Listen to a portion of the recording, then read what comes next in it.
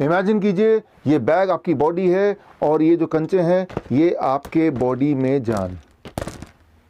जब तक ये जान आपकी बॉडी में है तब तक आप जिंदा हैं, लेकिन समय के साथ साथ बॉडी में कई बार बीमारी आ जाती है और कई बार बीमारी इतनी बड़ी हो जाती है जिससे जान निकलने का खतरा बन जाता है।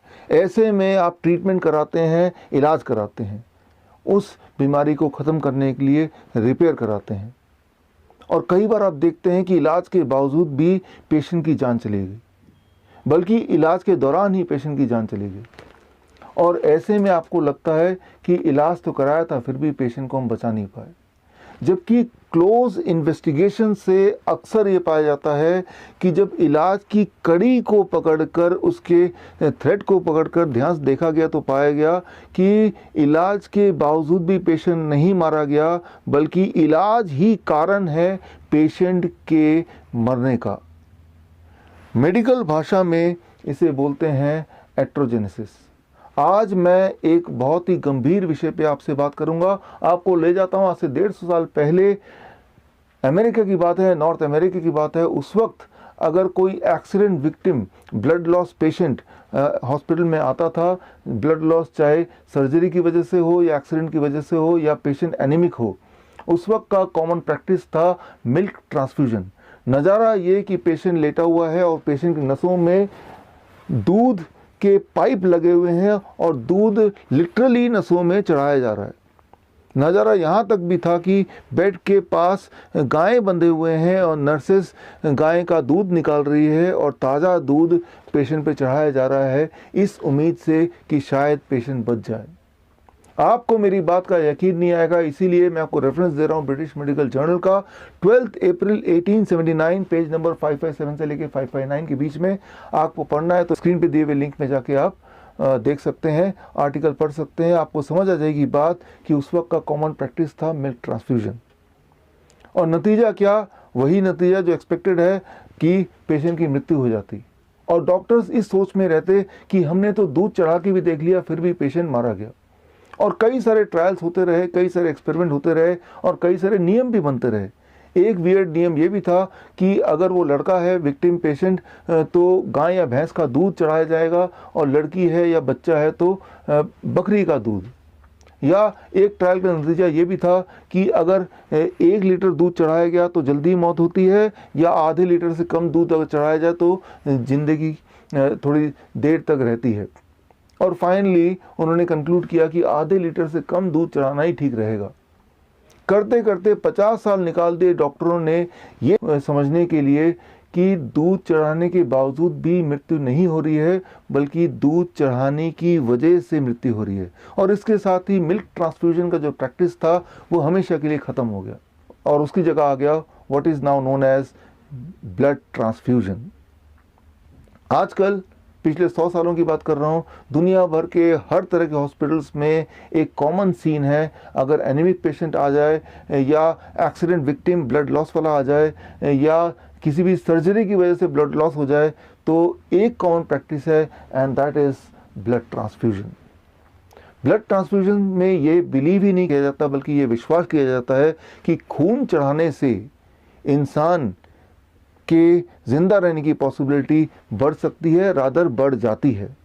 लेकिन पिछले 10 सालों में ही, सिर्फ लास्ट 10 ईयर्स में एविडेंस की बात की जा रही है कि एक्चुअली रियलिटी में देखते हैं कि जो हम सोच रहे हैं क्या ऐसा ही है। पिछले 10 सालों में बहुत सारे आंकड़े कलेक्ट किए गए, बहुत सारे रैंडमाइज कंट्रोल ट्रायल हुए, बहुत सारे मेटा-एनालिसिस सामने आए, और वो सारे ट्रायल्स का नतीजा सिर्फ एक।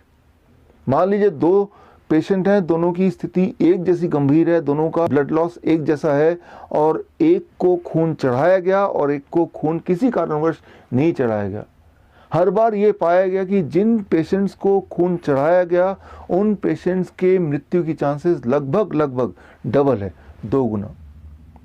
आप सोच रहे होंगे कि अगर ब्लड ट्रांसफ्यूजन से मृत्यु दर बढ़ जाता है, मोर्टेलिटी रेट बढ़ती है, मॉर्बिडिटी बढ़ती है, तो ये आज भी प्रैक्टिस में क्यों है?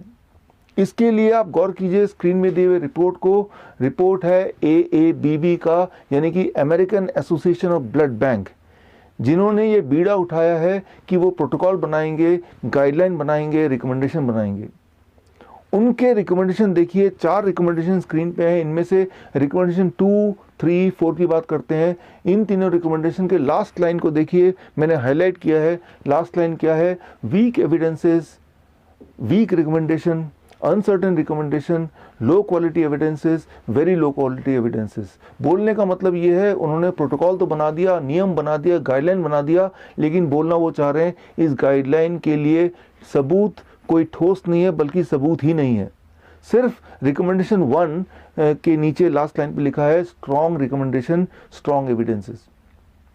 और रिकमेंडेशन 1 क्या है? वो सिर्फ इतना है कि अगर 2 तरह के पेशेंट को कंपेयर करते हैं, एक पेशेंट वो जिसका HB 8 है, दूसरा पेशेंट वो जिसका 10 है, दोनों में से किसको ब्लड ट्रांसफ्यूजन करने से फिर भी कंपैरेटिवली जिंदा रहने की पॉसिबिलिटी ज़्यादा है।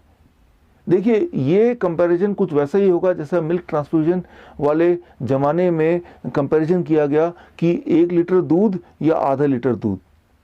जबकि सच्चाई तो ये है कि अगर कंपैरिजन करना ही है तो blood transfusion versus no blood transfusion.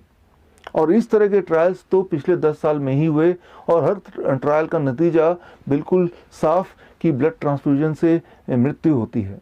यहाँ एक बात आपको समझना होगा, चाहे वो ब्लड ट्रांसफ्यूजन हो, चाहे वो मिल्क ट्रांसफ्यूजन हो, जब भी कोई भी लिक्विड, वो लिक्विड खून हो सकता है, वो लिक्विड दूध हो सकता है, वो लिक्विड इवन सलाइन हो सकता है, जब भी कोई भी लिक्विड नसों के माध्यम से आपके बॉडी के अंदर जाता है, तब उस वक्त आपके बॉडी में कुछ हलचल होती है।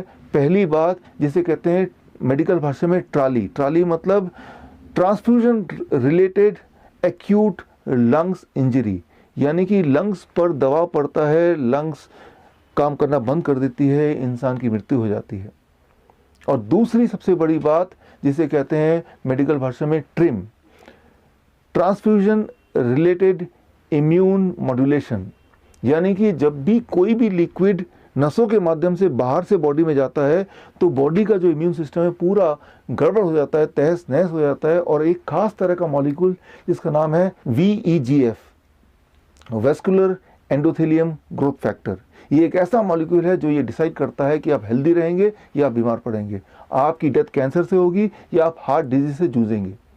ये जो मॉलिक्यूल है ये पूरी तरह डिस्ट्रॉय कर देता है जब भी कोई भी लिक्विड आपके बॉडी में ट्रांसफ्यूज होता है थ्रू द ब्लड वेसल्स। सो ये इस थ्योरी को अगर आप समझना चाहते हैं तो आप मेरे YouTube चैनल में जाके आप एक वीडियो देखिए, वीडियो का नाम है क्योर फॉर ऑल डिजीज़। तो आपको पता चल जाएगा कि VEGF का सिग्निफिकेंस क्या है। बल्कि पिछले साल का जो नोबेल प्राइज विनिंग साइंस था वो भी इसी पे आधारित था।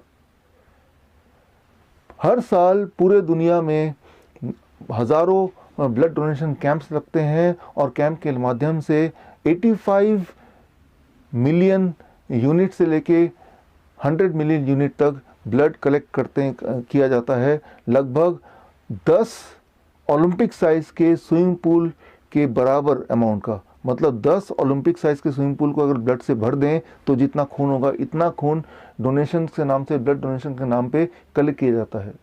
बड़े बड़े संस्थान, Lions club, rotary club, school के बड़े बड़े सोसाइटी आए दिन ब्लड डोनेशन कैंप लगाते हैं इस उम्मीद से कि शायद इससे कोई हम पुण्य कमा लें। उनके दिमाग में यह है कि ब्लड डोनेशन रक्तदान जीवन दान है। दरअसल रक्तदान जीवन दान नहीं है, रक्तदान मृत्युदान है। लेकिन मुझे पता है कि ये सच्चाई एविडेंस के तौर पे प्रूव होने के बाद भी ये जो वेस्टर्न मेडिसिन है, मॉडर्न मेडिसिन है, इस सच्चाई को आम जनता तक या इस सच्चाई को इम्प्लीमेंट नहीं होने देगी। क्योंकि अगर ये सच्चाई आम जनता तक पहुंच गई तो आम जनता का, ह्यूमैनिटी का वेस्टर्न मेडिसिन पे विश्वास, फेथ हमेशा के लिए ख़त्म हो जाएगा। अगर आप रियल मायने में पुण्य कमाना चाहते हैं तो सिर्फ एक काम मुझे लगता है हमें करना चाहिए, सच्चाई उन लोगों तक पहुंचाना चाहिए जिनको इनकी सबसे ज़्यादा ज़रूरत है। इस वीडियो के माध्यम से मैं आपको बताना चाहूँगा 7 अप्रैल 2020 यानी कि वर्ल्ड हेल्थ डे पे मैं अपनी किताब लॉन्च कर रहा हूँ। किताब का नाम है किल्ड बाय ब्लड डोनेशन। ये किताब की लॉन्चिंग एक प्रेस कॉन्फ्रेंस के माध्यम से होगी दिल्ली प्रेस क्लब में 7 अप्रैल को। अगर आप पत्रकार हैं, अगर आप हेल्थ मिनिस्ट्री से जुड़े हैं, अगर आप इंडियन मेडिकल एसोसिएशन के हाईएस्ट अथॉरिटी हैं, तो मैं आपको इनवाइट करता हूं, आप सच्चाई को अपने आंखों से देखिए और कुछ कीजिए। और अगर आप SMA सोशल मीडिया आर्मी के माध्यम से मेरे साथ ऑलरेडी जुड़े हैं, तो इस बुक लॉन्च से एक दिन पहले ई बुक मैं आपको व्हाट्सएप के माध्यम से भेज दूंगा। और अगर आप SMA के माध्यम से मुझ तक अब तक नहीं जुड़े हैं, तो आप 2 स्टेप्स में मुझ तक जुड़ सकते हैं। स्टेप 1, स्क्रीन पे दिए हुए नंबर को अपने मोबाइल पे सेव कीजिए। स्टेप 2, अपने मोबाइल से व्हाट्सएप कीजिए मुझे SMA। मैं समझ जाऊंगा कि आप मुझसे जुड़ना चाहते हैं, मैं समझ जाऊंगा आप मेरी मदद करना चाहते हैं सच्चाई को लोगों तक पहुंचाने के लिए। तो मैं आपको भी 7 अप्रैल से पहले ये बुक व्हाट्सएप से ई बुक मैं आपको भेज दूंगा। और यही नहीं, टाइम टू टाइम ऐसे एविडेंस बेस्ड वीडियो मैं आपको भेजूंगा जो किसी की जान बचा सकता है। मैं ये उम्मीद करता हूं कि आप इन सच्चाइयों को लोगों तक पहुंचाएंगे और किसी दिन हम ज़रूर मिलेंगे in person. This is doctor Biswaroop Roy Chowdhury. All the best. Thank you. जय हिंद।